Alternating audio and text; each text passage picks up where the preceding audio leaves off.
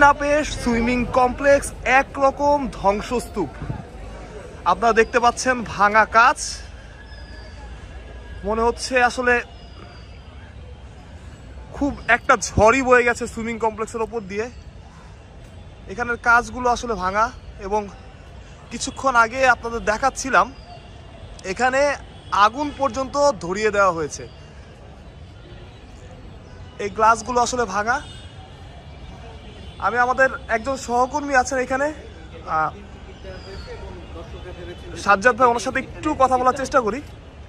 সাজ্জাদ ভাই, আপনি লাইভে কথা বলছেন আমি জানি, কিন্তু তারপর আসলে আপনি এখানে ছিলেন শুরু থেকে, কি হয়েছিল?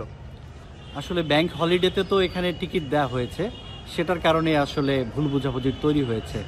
আপামর যে জনগণ, অনেকেই যারা অনলাইনে টিকিট কাটতে অভ্যস্ত না, তারা জানেন যে খেলার ৩-৪ ঘন্টা আগে লাইনে দাঁড়ালে টিকিট সংগ্রহ করা যায়। এরকম বড় একটা গ্রুপ এসেছে খেলা উপভোগ করার জন্য, টিকিট কাটার জন্য। কিন্তু যখন জানা গেল যে এখানে টিকিট নেই, তখন তারা ক্ষিপ্ত হয়ে একদম গেট ভেঙে ঢুকে ফুলের টপ, গ্লাস যেখানে পেয়েছে সেখানে ভাঙচুর হয়েছে, এবং বুথের যে ত্রিপল যেটা দিয়ে বুথটা করা হয়েছে সেই ত্রিপল পরিয়ে দেওয়া হয়েছে।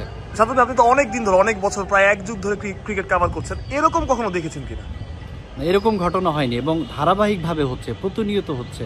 প্রথমে আমরা দেখলাম মেইন গেটে, এবার এই বুথও ভেঙে ফেলা হচ্ছে। এবং এই মেসেজটা যদি ক্লিয়ারলি বাংলাদেশ ক্রিকেট বোর্ড দিতে না পারে, যদি মাইকিং করতে না পারে, যদি ব্যানার করে না জানাতে পারে যে এখানে টিকিটের ব্যবস্থা এই দিন পর্যন্তই, শুধু নিউজ একটা প্রেস রিলিজ দিয়ে দিলাম রাত 12টার সময় বা রাত 10টার সময়, ওটা কতটুকু ছড়াবে সবার মাঝে?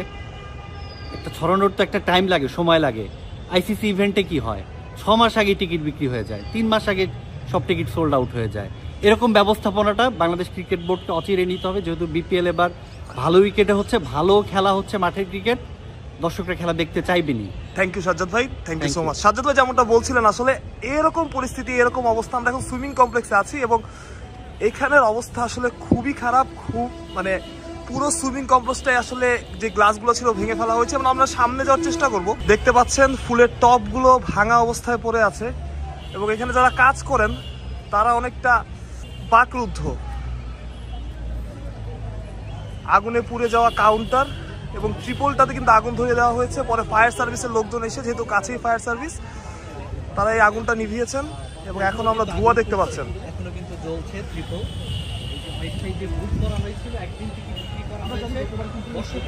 এবং সেই ধ্বংসস্তূপের চিহ্ন কিন্তু এখানে পড়ে আছে, এবং কিছু দর্শক কিন্তু এখনো বাইরে দাঁড়িয়ে আছেন। তারা হয়তো এগুলোর সাথে যুক্ত না, তো দেখতেই এখন এসেছেন। এবং একটা থমথমে পরিবেশ, কিন্তু কিছুক্ষণ আগে এখানে পুলিশ দেখেছিলাম। এই ছিল সবশেষ। পরবর্তী আপডেট পেতে আসলে বিডি ক্রিক টাইমের সাথেই থাকুন।